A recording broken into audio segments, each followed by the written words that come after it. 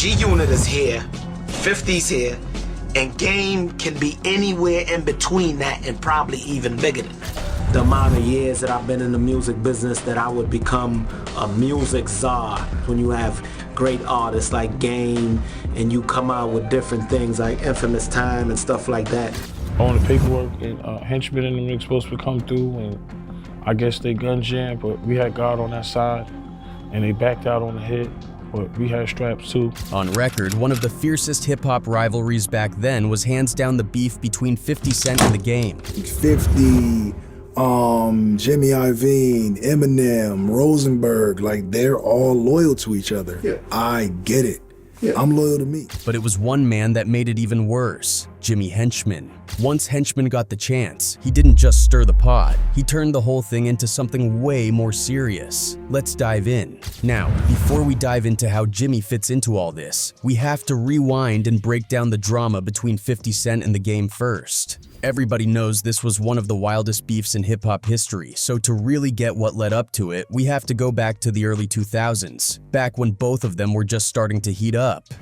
Go, go, go, go, go, go, go, show. The Game, real name Jayceon Terrell Taylor, came up in Compton, California. Like a lot of rappers from that time, his childhood wasn't easy. Gangs, violence, the whole nine. But music gave him a way out. He grew up vibing to West Coast icons like Dre, Snoop, and Pac. And little by little, he started writing, rapping, and putting in the work to make a name for himself. In 2002, the Game released a mixtape called You Know What It Is Vol, 1 Inch. On the 04 All-Star Game, so while you in the Staples parking lot, I'm watching the corner. The mixtape caught the attention of Sean Diddy Combs, but the Game was more interested in working with Dr. Dre, who is a legend in the rap world. Eventually, JT the Bigga Figga, one of those people who contributed to Game's success, managed to get his music to Dr. Dre was impressed by the Game's raw talent and unique voice. And before you knew it, the stage was set. In 2003, Dr. Dre signed the Game to his label Aftermath Entertainment. Around the same time, 50 Cent, whose real name is Curtis Jackson, was also blowing up in New York. He had just released his debut album, Get Rich or Die Tryin', which was a massive success.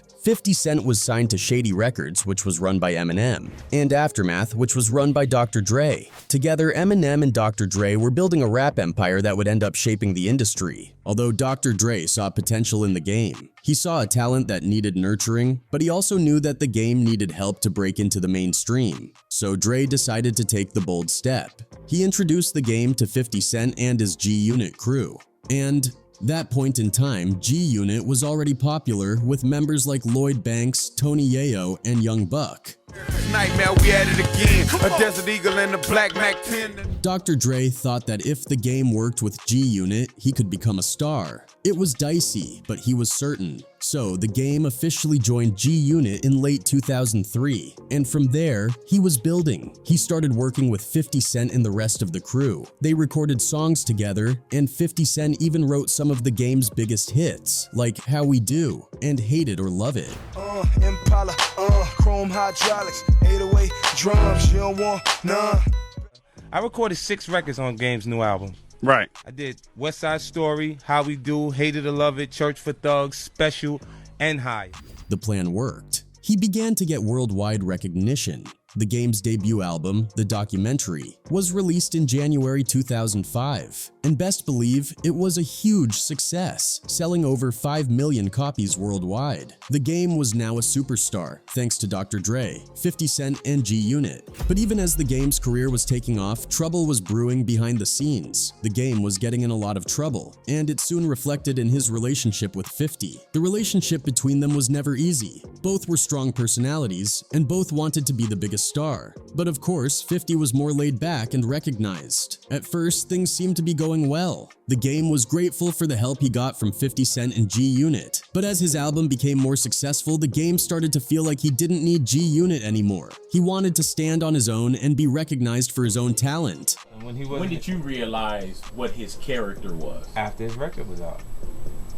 You see what I'm saying? Right after the record was out, it was like, you know, I'm hot. Plus, he was also signed under Czar Management, which was ran by none other than Jimmy Henchman. The amount of years that I've been in the music business that I would become a music czar when you have great artists like Game. And if one thing is clear, Jimmy and 50 weren't cordial. But that's by the way. So 50 Cent felt like Game was falling short. He was not showing enough loyalty. In the world of hip-hop, loyalty is everything. 50 Cent had helped the Game become a star, and he expected the Game to support G-Unit in return. But the Game started working with rappers who were rivals of G-Unit, like Nas and Jadakiss. He even went on interviews claiming that he isn't taking on 50's beefs. You're not gonna get into it? No. Jadakiss is a good friend of mine, and I've had a chance to meet and talk to Fat Joe on several occasions. And as you already know, this made 50 Cent angry. The tension grew as the Game continued to refuse to get involved in 50 Cent's beefs with other rappers. 50 Cent wanted the Game to pick sides, but the Game wanted to stay neutral. Behind the scenes, supposedly there were rumors about arguments about money and credit. 50 Cent claimed that he had written many of the Game's biggest songs, but the Game downplayed 50's role. From that moment, the two started to drift apart more and more, and the rest of G-Unit began to take sides.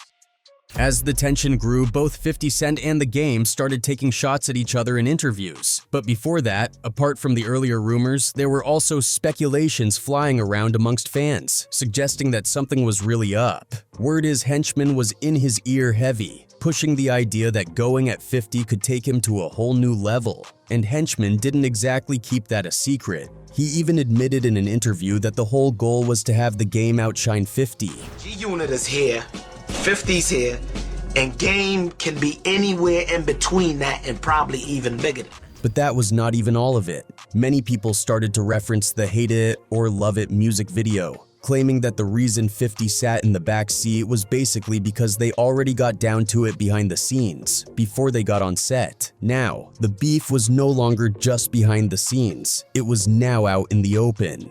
And Jimmy thrown in between wasn't helping matters. 50 Cent was the first to go public. In early 2005, just weeks after the documentary was released, 50 Cent went on the radio, Hot 97 in New York, and announced that the Game was no longer part of G-Unit. He said that the Game was disloyal and that he had been kicked out of the group. 50 Cent also claimed that he had written 6 songs on the Game's album and that the Game owed his success to G-Unit. While he was there, the Game and his crew showed up at the station. An argument broke out and shots were fired outside the building. Enough's enough? Inside 97, Funk Flex, we focused. One of the Game's associates was shot in the leg. Shortly after this, the Game responded with his own side of the story. He went on the radio and said that he didn't need G-Unit or 50 Cent. He said that he was his own man, and that he could make it on his own. The Game also accused 50 Cent of being jealous of his success. Somebody asked the way Game still with G-Unit. He said around the block. He said across the street around the block. He said, he said next album he ain't doing nothing for you, mate. You gonna sell like 500,000 copies. That's what he said. Sometime later, 50 Cent and the Game held a press conference together saying that they had ended their beef. But the peace didn't last long. The Game soon released a mixtape called 300 Bars and Runnin', in which he dissed 50 Cent and G-Unit for over 15 minutes straight. 50 Cent responded with his own diss tracks. The official cutoff was clear. The Game was no longer part of G-Unit, and the two rappers were now enemies. The beef would continue for years, with both sides releasing diss tracks, making threats, and even getting confrontational. Listen, 50 Cent is fuck.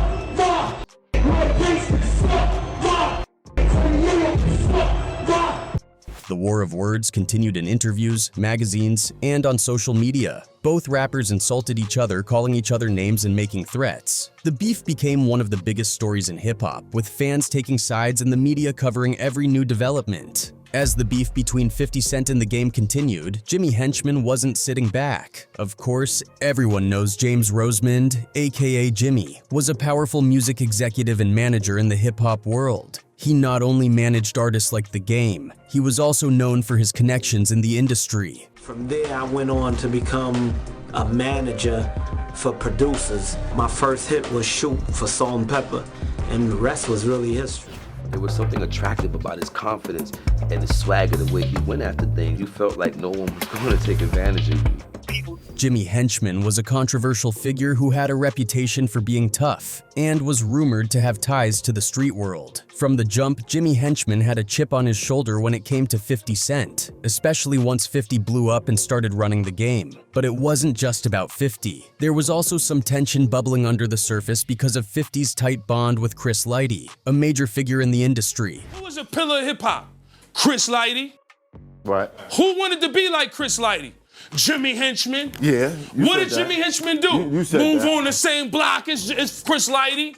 Who did Chris Lighty have? Henchman was reportedly salty about that too. According to Tony Yayo, Henchman's issues with Chris only added fuel to the fire, making him dislike 50 even more as 50 kept climbing higher. So, Henchman saw 50 Cent and G-Unit as a threat to the game's career. He started to get involved in the feud, both behind the scenes and in public. Henchman was known for being strategic and ruthless, and he was willing to do whatever it took to help the game. The beef took a dark turn in March 2007. Tony Yayo, a member of G-Unit, and his friend Lodi Mack were walking down the street in New York when they saw a teenager wearing a Czar Entertainment t-shirt. Czar Entertainment was Jimmy Henchman's company. The teenager was Jimmy Henchman's 14-year-old son, James Roseman Jr. Tony Yayo and Lodi Mack recognized him and decided to send a message to Henchman. They confronted the boy, slapped him, and threatened him. The attack was meant to intimidate Henchman and show that G-Unit was not afraid of him. So a situation happened with Jimmy's 14-year-old son. You know the story, I know the story. It was street. The incident shocked the hip-hop world. Attacking a child was seen as crossing the line, even in a world where beefs and violence were common. The police got involved, and both Tony Yayo and Lodi Mack were arrested. Tony Yayo was charged with and Lodi Mack was charged with endangering the welfare of a child. The aftermath of the attack.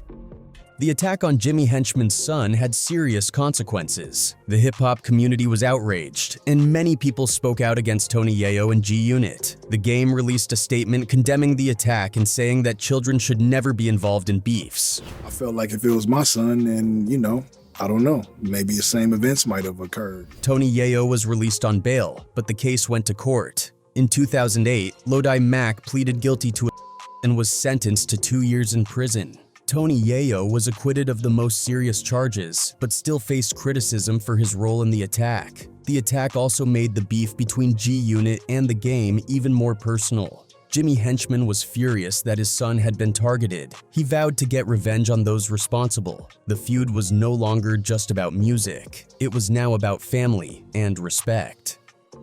The attack, where Jimmy Henchman orchestrated an attack on 50 Cent and his crew. After the attack on his son, Jimmy Henchman decided to strike back. According to court documents and later testimony, Henchman orchestrated a series of attacks against G-Unit members and their associates. One of the most infamous incidents happened in 2009. 50 Cent and his crew were filming a music video in New York. Henchman allegedly sent gunmen to the scene to attack 50 Cent and his crew. The gunmen tried to open fire, but 50 Cent was not hit. According to reports, one of the gunmen's guns jammed during the attack. The paperwork and Henchman and them were supposed to come through, and I guess they gun jammed, but we had God on that side, and they backed out on the hit, but we had straps too.